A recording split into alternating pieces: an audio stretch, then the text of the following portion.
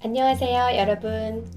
언제나 유익한 책의 정보를 공유하는 책 읽는 라디오입니다. 오늘 소개해드릴 책은 좋은지 나쁜지 누가 아는가입니다. 시인으로 유명한 저자 류시환님. 대표적인 시집 그대가 곁에 있어도 나는 그대가 그립다는 1989년에서 1998년 동안 21번 베스트셀러에 올랐다고 합니다. 출판사는 더 숲입니다. 시와 철학이 가미된 표현으로 시작되는 목차는 여러 번 읽으면서 의미를 생각해보게 했으며 수많은 경험을 토대로 얻은 깨달음의 지혜가 담긴 내용을 통해 읽는 동안 스스로 깨닫는 시간을 가졌습니다. 출판사 리뷰를 인용하면 좋은지 나쁜지 누가 아는가는 인생에 다 나쁜 것은 없다는 작가의 경험과 깨달음을 담고 있습니다. 시인을 신으로 알아들은 사람들 때문에 신앙 공동체에서 쫓겨난 일화, 화장실 없는 새방에 살면서 매일 근처 대학병원 화장실로 달려가며 깨달은 매장과 파종의 차이, 나는 오늘 행복하다를 수없이 소리내어 반복해야 했던 힌디어 수업. 왜 이것밖에 주지 않느냐는 물음에 이것만이 너를 저것으로 인도할 것이기 때문이라고 답하는 어떤 목소리. 시는 각자의 길을 적어주셨으며 그 표식을 따라가면 길을 잃지 않는다는 것. 가장 힘든 계절의 모습으로 나무를 판단해서는 안 되며 꽃이 피면 알게 되리라는 진리가 담겨 있습니다. 그럼 일부 내용을 발췌해서 낭독하도록 하겠습니다. 항상 행복하세요.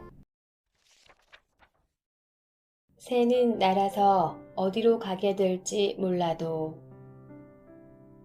한 여성이 남편을 잃고 딸과 함께 살았다.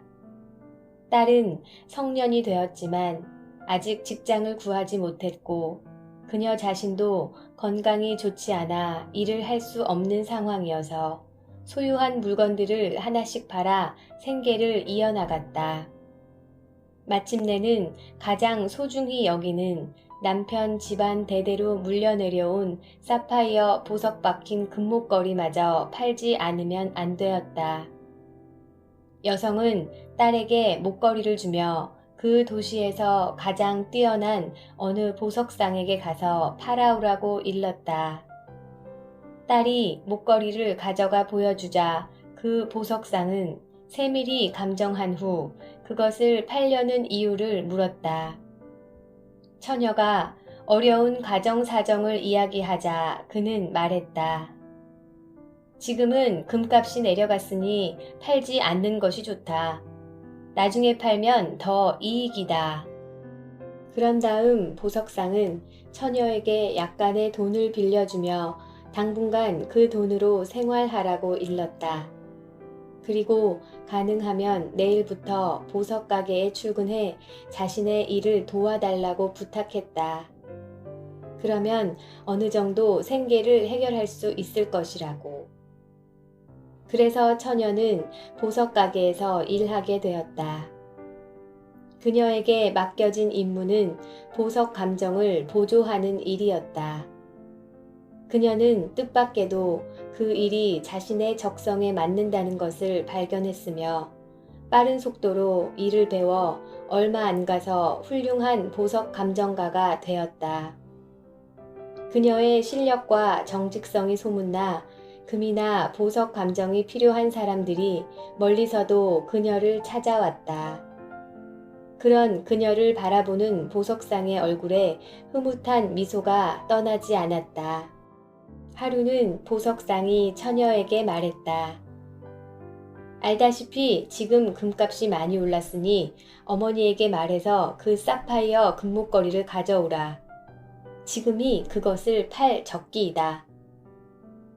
그녀는 집으로 가서 어머니에게 목걸이를 달라고 말했다. 그리고 보석상에게 가져가기 전에 이번에는 자신이 직접 그것을 감정했다.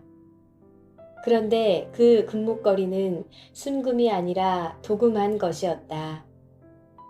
가운데에 박힌 사파이어 보석도 미세하게 균열이 간 저급한 등급에 불과했다. 이튿날 보석상이 왜 목걸이를 가져오지 않았느냐고 묻자 처녀는 말했다. 굳이 가져올 필요가 없었어요. 배운 대로 감정해보니 전혀 값어치 없는 목걸이라는 걸 한눈에 알 수 있었어요. 그러면서 그녀는 보석상에게 목걸이의 품질을 처음부터 분명히 알았을 텐데 왜 진작 말해주지 않았느냐고 물었다. 보석상이 미소 지으며 말했다. 만약 내가 그때 말해줬다면 내 말을 믿었겠느냐? 아마도 너와 내 어머니의 절박한 상황을 이용해 내가 값을 덜 쳐주려고 한다고 의심했을 것이다. 혹은 헛된 희망을 품고 더 좋은 값의 목걸이를 팔려고 보석상들을 돌아다니거나 절망해서 살아갈 의지를 잃었을 것이다. 내가 그때 진실을 말해준다고 해서 우리가 무엇을 얻었겠는가? 아마도 내가 보석 감정가가 되는 것은 불가능했을 것이다. 하지만 지금 너는 보석에 대한 전문 지식을 익혔고 나는 너의 신뢰를 얻었다. 경험을 통해 스스로 가짜와 진짜를 알아보는 눈을 갖는 일은 어떤 조언보다 값지다.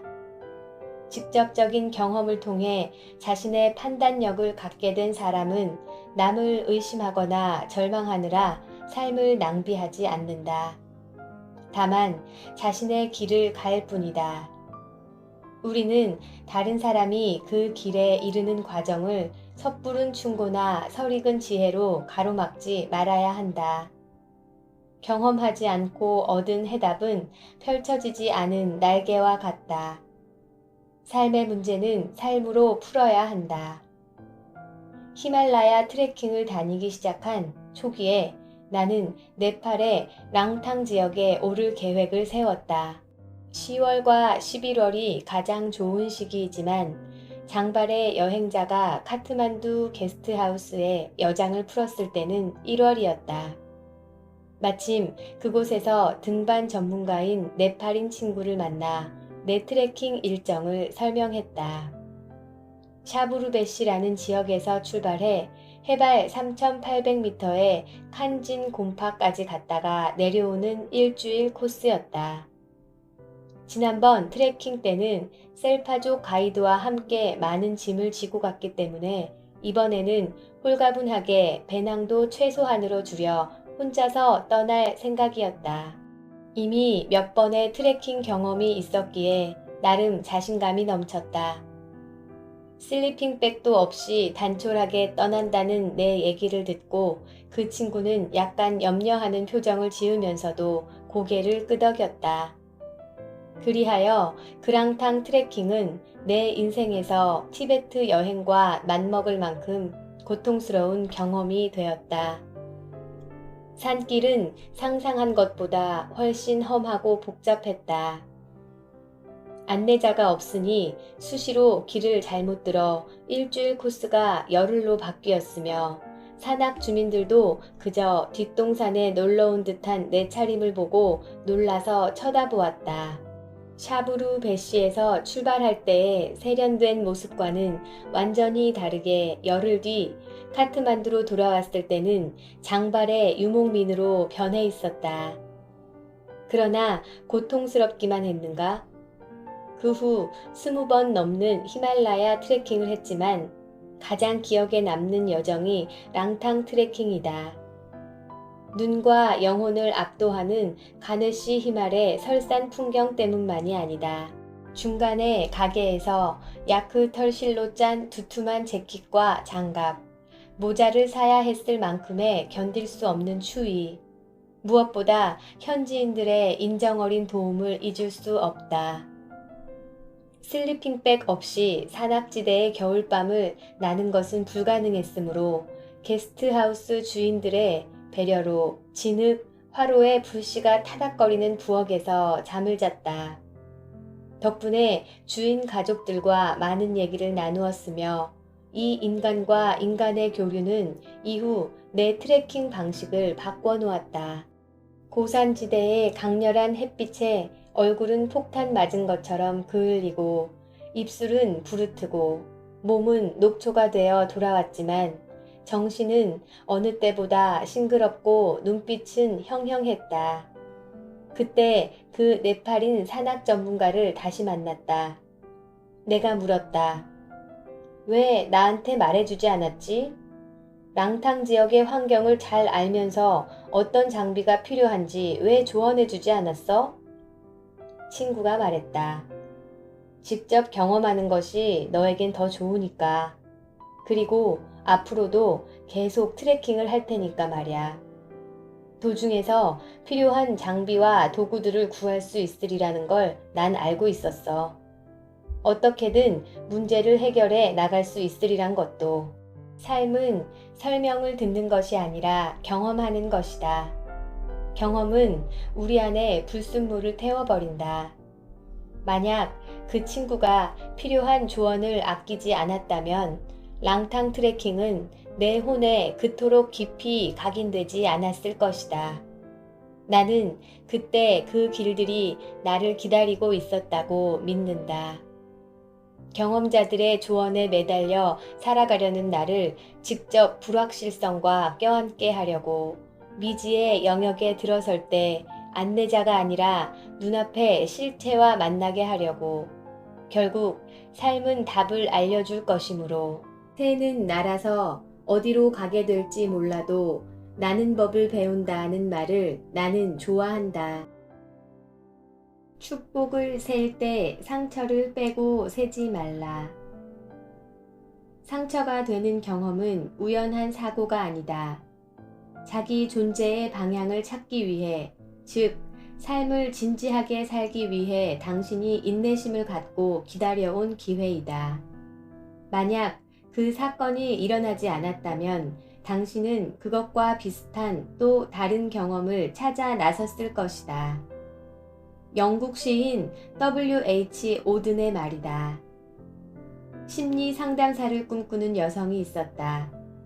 유복한 가정에서 자란 그녀는 마음의 상처로 고통받는 사람들을 치유해주는 일을 하고 싶었다. 대학을 졸업하고 남부럽지 않은 결혼 생활을 이어가던 중 꿈을 실현하기 위해 심리상담대학원에 입학했다. 그리고 곧 불행이 닥쳤다. 하나뿐인 아들이 갑자기 쓰러져 병명도 모른 채 숨을 거뒀다. 아픔이 채 가시기도 전에 남편의 불륜을 알게 되었다. 비난과 원망의 소리를 외면한 채 남편은 그냥 그녀를 떠나버렸다. 그리고 10개월 후 아버지의 장례식을 치르게 되리라고는 꿈에도 생각하지 못했다. 그녀가 그토록 의지하던 언제나 바람막이가 되어준 보호자가 사라진 것이다. 목까지 차오른 슬픔을 누르며 그녀는 자신에게 일어난 일들을 되새기고 또 되새겼다. 시간을 거꾸로 돌리면 마법처럼 그들 모두가 되돌아올 것만 같았다. 이제 그녀는 누구의 엄마도, 누구의 아내도, 누구의 딸도 아니었다. 자신이라고 여겨온 정체성들이 모두 사라져버리자 생애 처음으로 진지하게 존재의 의문에 맞닥뜨렸다. 삶의 거센 파도가 너는 누구인가? 라는 질문을 그녀에게 던진 것이다. 그녀는 차츰 슬픔의 배경에 있는 자기 존재에 귀를 기울이기 시작했다. 거짓으로 위안받는 것보다 진실 때문에 상처받는 것이 낫다는 것도 깨달았다. 영혼이 살아나면 잃은 것은 중요하지 않다. 현재 그녀는 대학원 수업과 혹독한 인생 수업을 거쳐 심리치료사로 일하고 있다. 나도 아프지만 당신은 괜찮아요? 하고 묻는 이가 바로 융이 말한 운디드 힐러, 상처 입은 치유자이다. 치유는 파도로도 온다. 파도는 쓰러뜨리기도 하지만 다시 쳐서 일어나게도 한다. 몸이 칼에 베이면 육체적, 감정적, 영적 치유 시스템이 즉각적으로 동원되어 이전보다 더 활발하게 살아난다고 한다. 두 차례 내한 공연을 한 피아니스트들의 피아니스트라 불리는 머레이 페라리어는 전성기인 40대 중반 예기치 않은 역경을 만났다. 악보에 오른쪽 엄지손가락을 베었는데 대수롭지 않게 여겼다가 염증이 악화되어 손가락 뼈에 변형이 생겼다. 2번이나 대수술을 받느라 몇 해 동안 피아노를 떠나 있어야만 했다. 피아니스트에게 피아노를 칠 수 없는 것은 암흑이나 다름없다. 그러나 페라리어는 이 시간 동안에 상상할 수 없을 만큼 성장했다고 말한다.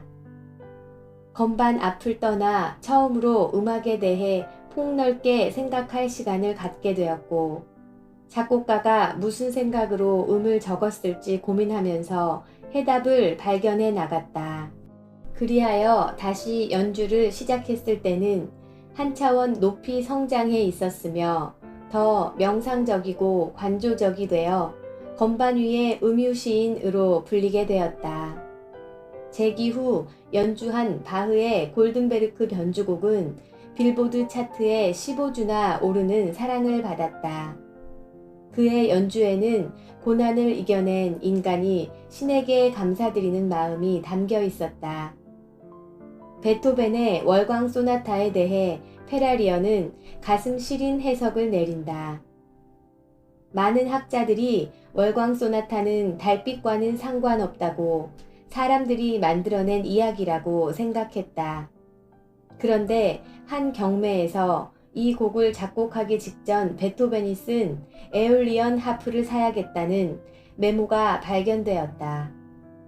바람이 하프의 현에 닿아 소리를 만들면 바람의 신 아이올로스가 음악을 연주하고 있다고 생각되는 것이 에올리언 하프이다.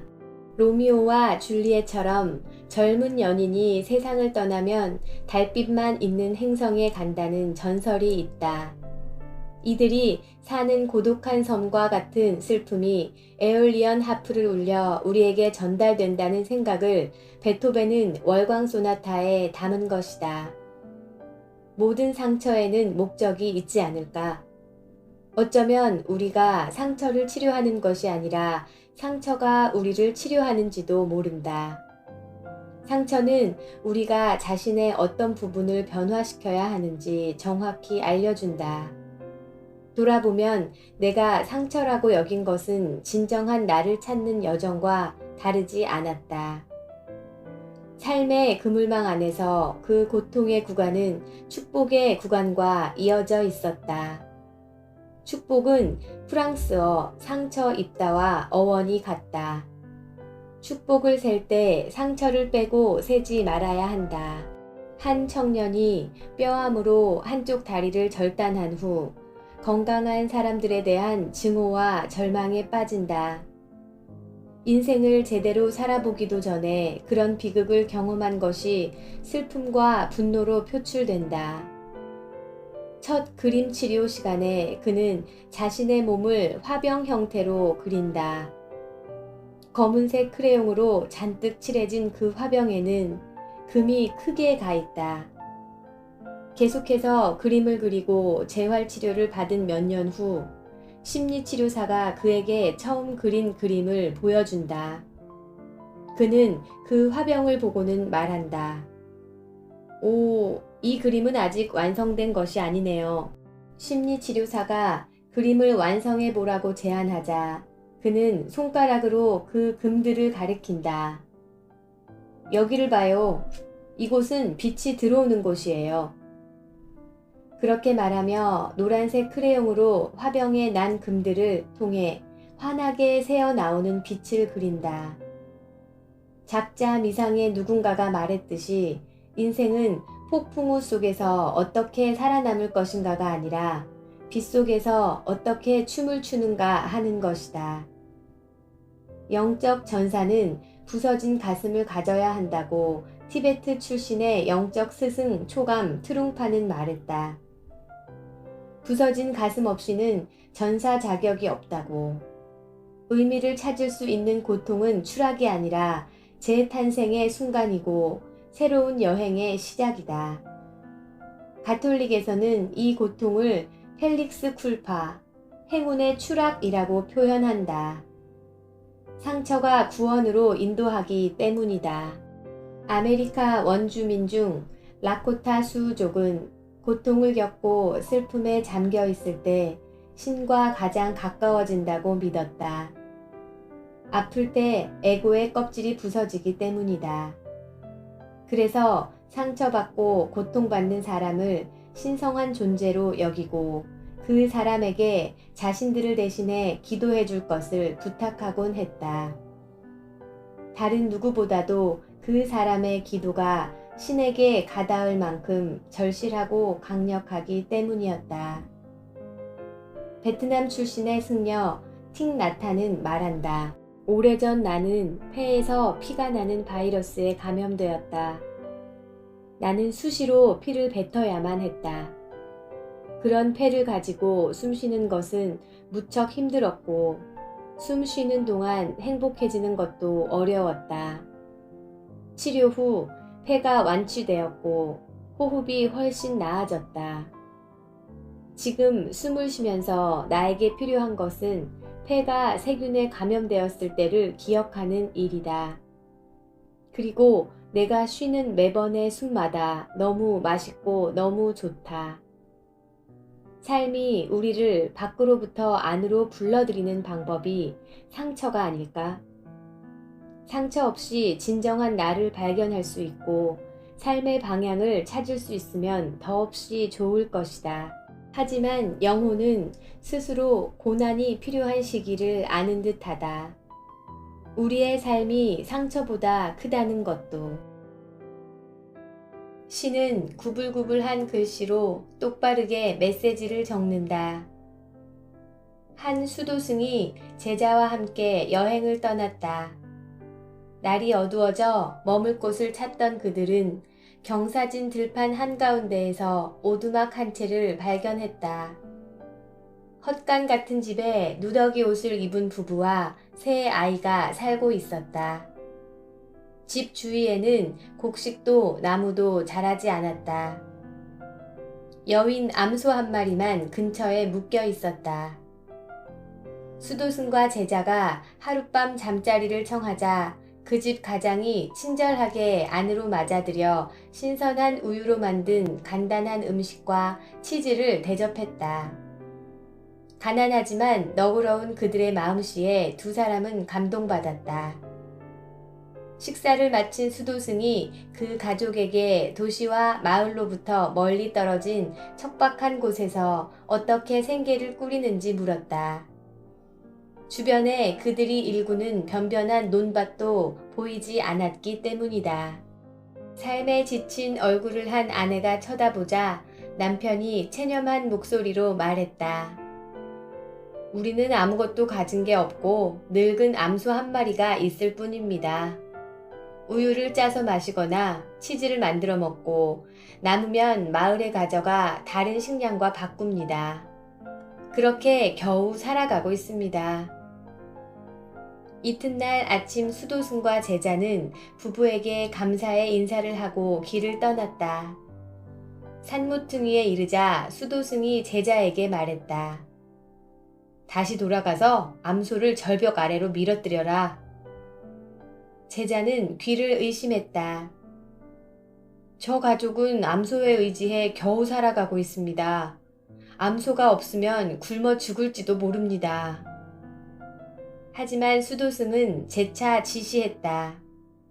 얼른 가서 내 말대로 하라. 젊은 제자는 무거운 가슴을 안고 몰래 오두막으로 돌아갔다. 그 가족의 미래가 걱정되었으나 지혜로운 스승의 명령을 무조건 따르기로 서약했기 때문에 암소를 절벽으로 데려가 밀어뜨릴 수밖에 없었다. 몇 년 후 제자 혼자 그 길을 여행하게 되었다.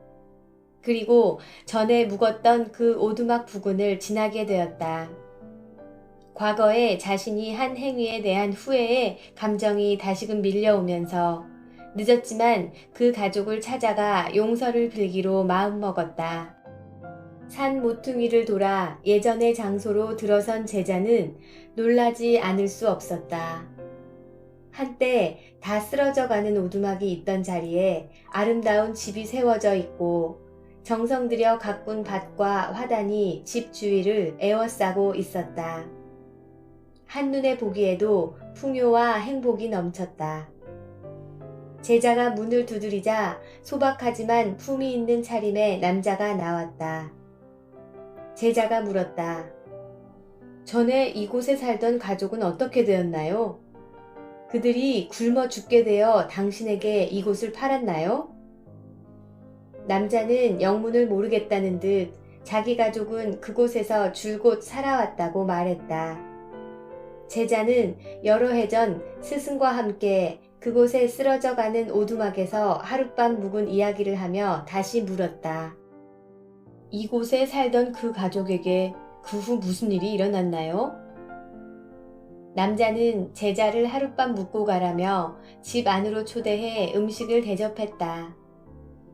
식사를 마치기를 기다렸다가 그는 자기 가족의 운명이 어떻게 바뀌었는지 설명했다. 우리에게는 여윈 암소 한 마리가 있었습니다. 그 암소에 의지해 겨우 굶지 않을 만큼 살아가고 있었죠. 그것 말고는 다른 생계수단이 없었습니다. 그런데 어느 날 암소가 집 뒤 절벽에서 떨어져 죽고 말았습니다. 우리는 살아남기 위해 무엇이든 해야만 했고 새로운 기술들을 배워야만 했습니다. 버려진 밭에 약초를 심고 묘목들도 키웠습니다. 다른 길을 찾지 않으면 안 되었습니다. 그 사건은 우리에게 최고의 행운이었습니다. 그래서 지금 이렇게 훨씬 의미 있게 살게 되었습니다. 남자의 얘기를 듣고 제자는 가만히 눈을 감았다. 스승은 알고 있었던 것이다. 구차하게 의존하는 것, 시도와 모험을 가로막는 것을 제거해야만 낡은 삶을 뒤엎을 수 있다는 사실을. 안전하게 살아가려고 마음먹는 순간 삶은 우리를 절벽으로 밀어뜨린다. 파도가 후려친다면 그것은 새로운 삶을 살 때가 되었다는 메시지이다. 어떤 상실과 이름도 괜히 온 게 아니다. 시는 구불구불한 글씨로 똑바르게 메시지를 적는다 라는 말이 있지 않은가? 나는 지금 절벽으로 밀어뜨려야 할 어떤 암소를 가지고 있는가? 그 암소의 이름은 무엇인가? 내 삶이 의존하고 있는 안락하고 익숙한 것. 그래서 더 나아가지 못하게 나를 붙잡는 것은? 질문은 그 자체로 삶의 기술이 될 수 있다. 스스로 그 암소와 작별해야 한다. 삶이 더 넓어지고 더 자유로울 수 있도록. 영적 교사 페마 초드로는 말한다. 안전하고 확실한 것에만 투자하는 데 관심이 있다면 당신은 행성을 잘못 선택한 것이다. 좋은지 나쁜지 누가 아는가? 대학 졸업을 앞두고 장차 무엇을 할까 고민하던 중에 친구가 모 언론사에 입사 지원서를 구해왔다. 그는 함께 지원하자며 내게도 한 장 내밀었다. 잘하면 외국 특파원으로 나갈 수 있다는 친구의 말이 결정적이었다. 우리는 운이 좋으면 히말라야로 취재를 떠나 성자나 외계인과 인터뷰하는 특종을 터뜨릴 수 있을지 모른다고 농담을 하며 열심히 지원서를 작성했다. 그런 우스갯소리를 한 것은 미래에 대한 불안감을 잊기 위한 나름대로의 전략이었다. 필기시험은 열흘 뒤였다. 지금도 서울 북악터널 부근에 있는 국민대학교 앞을 지나갈 때면 그때의 일이 떠오른다. 시험장이 그곳이었다. 어떤 과목이든 자신 있다고 큰소리치면서 곰팡내 나는 월세방에서 밤새워 예상 문제집을 풀었다. 드디어 시험일인 일요일. 설레는 가슴을 안고 아침 일찍 시험장에 도착했다. 그런데 학교가 이상하리만치 고요했다. 시험 장소를 가리키는 화살표 방향을 따라 강의실로 가니 텅 비어 있었다. 정문으로 다시 가서 물었더니 수위 아저씨가 이상한 눈으로 존 레논처럼 생긴 장발의 청년을 쳐다보며 시험은 오늘이 아니라 어제였다고 했다. 날짜를 착각한 것이다. 망연자실 서 있다가 수위 아저씨의 눈초리가 하도 강렬해 학교 앞 골짜기에 있는 국밥집으로 가서 아침부터 혼자 술을 마셨다. 사회에 편입될 수 없는 천형을 받은 자신을 한탄하며 인생이 첫 구간부터 막혔다는 불길한 생각을 지울 수 없었다. 그날 정릉에서 종로까지 비틀거리며 걸어와 조계사 법당에서 여자인지 남자인지 모르게 긴 머리로 가리고서 부처님께 절하는 척 엎드려 잠이 들며 나는 생각했다. 이것은 다른 인생을 살라는 하나의 계시라고. 세상 속에서 살되 세상에 소속되지 말자고. 그렇게 시험 날짜를 착각해 외계인과의 인터뷰는 물거품이 되었지만 훗날 히말라야 여행은 농담처럼 현실이 되었다. 만약 우리가 전체 그림을 볼 수 있다면, 전체 이야기를 안다면 지금의 막힌 길이 언젠가는 선물이 되어 돌아오리라는 것을 알게 될까? 그것이 삶의 비밀이라는 것을. 우리의 가슴을 뛰게 하는 것은 지나간 길이 아니라 지금 다가오는 길이다. 한 남자가 큰 회사에 사원직에 지원했다. 면접관이 그에게 사무실 바닥을 청소해보라고 했다. 그의 청소하는 태도를 만족스럽게 지켜본 면접관이 말했다. 당신을 채용하겠소. 고용계약서와 근무조건 등 세부사항을 보내줄 테니 당신의 이메일 주소를 주시오. 남자가 말했다. 저는 컴퓨터도 없고 이메일도 없습니다. 그러자 면접관이 말했다. 이메일이 없다면 당신은 존재하지 않는 것이나 마찬가지요. 미안하지만 우리 회사는 존재하지 않는 사람을 고용할 수는 없소. 남자는 희망을 잃고 그곳을 떠났다. 무엇을 해야 할지 알 수 없었다. 주머니에는 단돈 10달러가 전부였다. 고민하던 그는 과일 도매상에 가서 10달러짜리 토마토 한 상자를 샀다.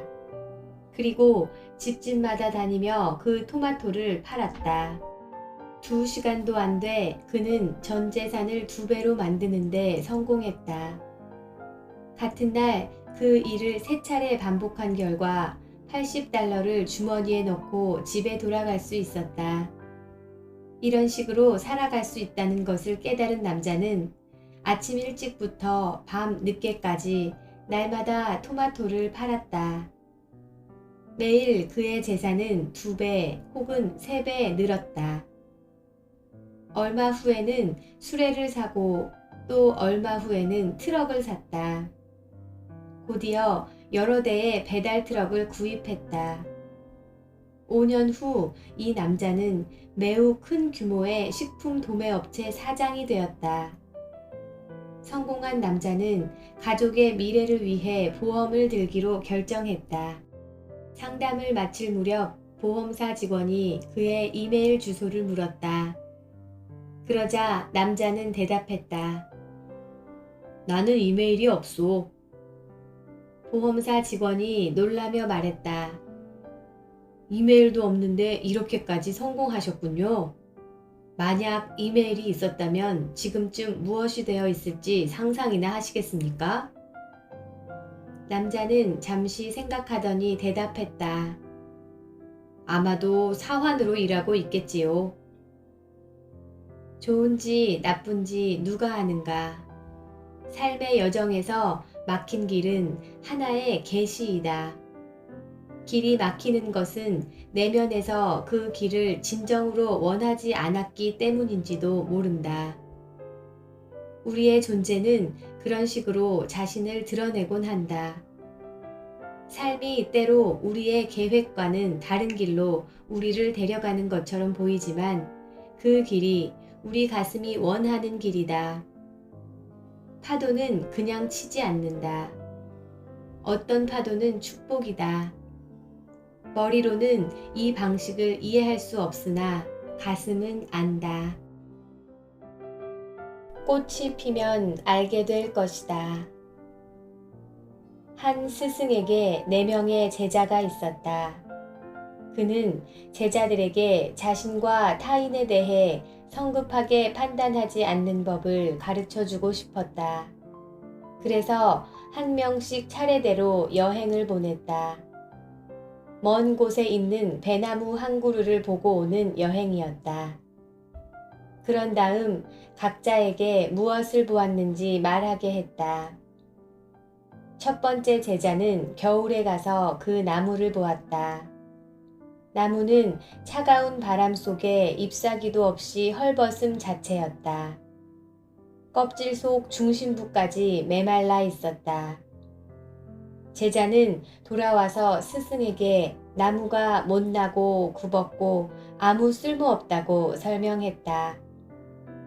성장을 암시하는 생명의 힘을 전혀 느낄 수 없었다고. 봄에 가서 나무를 보고 온 2번째 제자는 그 의견을 받아들일 수 없었다. 그가 본 나무는 가지마다 새 움이 파릇파릇 돋아나고 있었다. 뿌리는 끊임없이 생명수를 길어 올리고 마치 봄과 사랑에 빠진 무언의 몸짓처럼 움마다 봄 기운을 단단히 오므려쥐고 있었다. 제자는 앞날이 무척 기대되는 나무라고 주장했다. 3번째 제자는 초여름에 나무를 보러 갔다. 그를 맞이한 나무는 온통 흰 꽃으로 뒤덮여 있었다. 뿌리는 단단히 땅을 움켜쥐고 있고 수술과 암수를 보듬어주는 꽃들에서는 감미로운 향기가 났다. 그 만개한 세계에 이끌려 다른 존재들이 모여들었다. 제자는 여태껏 본 가장 우아하고 아름다운 나무라고 말했다. 마지막으로 여행을 떠난 4번째 제자는 어떤 평가에도 동의하지 않았다. 가을에 가서 나무와 만난 그는 가지가 휘어질 만큼 매달린 황금빛 열매들을 목격했다. 그 열매들은 태양과 비바람에 자신을 내맡긴 믿음의 결과였다. 제자는 돌아와서 햇빛과 비를 당분으로 바꿔 풍요와 결실을 이뤄내는 나무의 연금술에 깊이 감동했다고 말했다. 스승은 4명의 제자를 불러 모두의 의견이 그 자체로는 틀리지 않지만 전적으로 옳지는 않다고 말했다. 각자가 본 것은 그 나무의 한 계절에만 해당하는 모습이기 때문이다. 스승은 말했다. 나무에 대해서든 사람에 대해서든 한 계절의 모습으로 전체를 판단해서는 안 된다. 나무와 사람은 모든 계절을 겪은 후에야 결실을 맺을 수 있기 때문이다. 가장 힘든 계절만으로 인생을 판단해선 안 된다. 한 계절의 고통으로 나머지 계절들이 가져다 줄 기쁨을 파괴하지 말아야 한다. 겨울만 겪어보고 포기하면 봄의 약속도, 여름의 아름다움도, 가을의 결실도 놓칠 것이다. 작자 미상의 이 이야기는 타인에 대한 판단만이 아니라 자기 자신에 대한 평가에도 해당된다. 모든 것을 잃고 서리와 얼음으로 덮인 나무일 때, 헐벗은 가지에 바람소리만 가득할 때, 그것으로 자신의 전 생애를 판단해선 안 된다. 연약한 우물 틔운 시기에는 그 연약함이 오므려진 기대를 무시하지 말아야 한다. 삶에서 오는 기쁨, 깨달음의 결실은 모든 계절의 빛과 별자리들이 건네주는 선물인 것이다. 배나무를 보기 위해 떠난 제자들처럼 우리는 모든 계절을 품고 한 계절씩 여행하는 순례자들이다. 우리 자신이 한 그루의 나무이다. 나무는 계절의 흐름에 자신을 맡기는 것이 여행의 시작이다. 그 믿음을 가지고 있지 않다면, 계절들 밑에서 흐르는 생명의 의지를 신뢰하지 않는다면, 아직 삶이라는 여행을 시작하지 않은 것과 같다. 어떤 계절도 영원히 지속되지 않음을 나무는 잘 안다. 어떤 겨울도 견디고 남을 만하다는 것을. 유럽의 한 대학에서 인도 문학을 강의하는 교수가 들려준 이야기이다. 입학 면접 장소에서 처음 카밀라라는 학생을 만났는데 각각 다른 머리 길이에 파랗고 빨간 염색을 하고 눈썹은 2배나 진하게 그려져 있었다. 오른쪽 귀에 5개의 귀걸이를 하고 비대칭의 머리카락으로 가려진 왼쪽 귀에는 또 얼마나 많은 귀걸이가 걸려 있을지 신만이 아는 일이었다. 손가락은 커다란 반지들로 뒤덮여 있고 긴 손톱들은 검은색으로 칠해져 있었다. 셀 수 없이 많은 팔찌, 까만색 립스틱에 무릎까지 올라오는 검정 부츠. 그리고 면접관의 질문에 대한 그녀의 대답은 알아듣기조차 힘들었다. 단지 외모만의 문제가 아닌 듯 했다. 그런데 시험 성적이 나쁘지 않아서 카밀라는 합격을 하고 내 친구의 수업을 듣게 되었다. 다행히 많은 학생들 속에 앉아 있었기 때문에 그녀의 얼굴을 가능한 한 피할 수 있었다. 그렇게 4년이 흘렀고 졸업을 앞둔 카밀라가 찾아와 문학 석사 과정에 등록해도 되는지 물었다. 그것은 지도교수와 학생이 1대1로 자주 접촉해야 함을 의미했다. 내 친구는 그녀의 머릿속도 외모와 비슷하지 않을까 겁이 났다. 하지만 카밀라의 의지는 단호했고 결국 내 친구의 지도 아래 현대 인도 문학을 전공하게 되었다. 처음에는 그녀의 외모가 아니라 그녀가 하는 말에 집중하는데 많은 노력을 기울여야만 했다. 하지만 석사 과정이 끝나갈 무렵 그녀가 매우 재능이 뛰어나고 지적인 여성이라는 사실을 알게 되었다. 그녀의 석사학위 논문은 다른 학생들의 박사학위 논문보다 뛰어났다. 현재 카밀라는 힌디어와 우르두어를 자유자재로 구사하는 인도 문학의 박사학위 소지자이며 내 친구의 훌륭한 동료 교수가 되었다. 머리는 본래의 갈색으로 돌아왔으며 액세서리와 화장도 차분해졌다. 지금까지 가르친 학생 중에서 가장 자랑스러운 제자라고 내 친구는 진심을 담아 말했다. 한 시기의 모습으로 타인의 존재 전체 혹은 삶 전부를 판단하는 것은 누구나 쉽게 범하는 오류이다. 당시 카밀라는 고딕 록의 열렬한 팬이었다. 그녀는 어느 젊은 록 그룹 가수에게 흠뻑 반해 그와 어울리는 의상을 걸치고 얼굴에는 가능한 한 많은 피어싱을 했다. 그 가수의 공연은 장소를 불문하고 따라다녔다. 공연 후의 파티에도 어떻게든 참석하며 나름 최선을 다했지만 자신이 좋아하는 가수와는 진실한 접촉을 할 수가 없었다. 결국 그녀는 상처를 안고 마음을 접었다. 어느 겨울 카밀라는 방학을 맞이해 아버지의 차를 타고 고향 집으로 가고 있었다. 그날따라 날씨가 엉망이었다. 강풍이 불고 잿빛 하늘에서 진눈깨비가 날려 도로가 미끄러웠다. 조심스럽게 운전을 하던 아버지가 문득 차를 얻어 타려고 손을 흔드는 젊은이를 발견했다. 카밀라는 관심이 없었지만 아버지는 험악한 날씨에 길에서 히치하이크를 해야 하는 젊은이에게 동정심을 느껴 차를 멈췄다.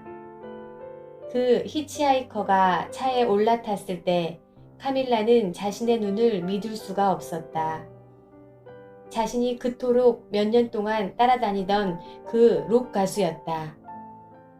두 사람은 결혼해 지금까지 행복하게 살고 있다. 힌디어에 킬레가 또 데켄게라는 격언이 있다. 꽃이 피면 알게 될 것이다 라는 뜻이다. 지금은 나의 미래를 장담할 수 없고 설명할 길이 없어도 언젠가 내가 꽃을 피우면 사람들이 그것을 보게 될 것이라는 의미이다. 자신의 현재 모습에 대해, 자신이 통과하는 계절에 대해 굳이 설명할 필요가 없다. 시간이 흘러 결실을 맺으면 사람들은 자연히 알게 될 것이므로 독일 시인 라이너 쿤체는 썼다. 꽃 피어야만 하는 것은 꽃 핀다. 자갈비탈에서도 돌 틈에서도 어떤 눈길 닿지 않아도 인내는 단지 기다리는 것이 아니다. 진정한 인내는 앞을 내다볼 줄 알고 살아가는 일이다. 가시를 보고 피어날 장미를 아는 것이고 어둠을 보고 떠오르는 보름달을 아는 것이다.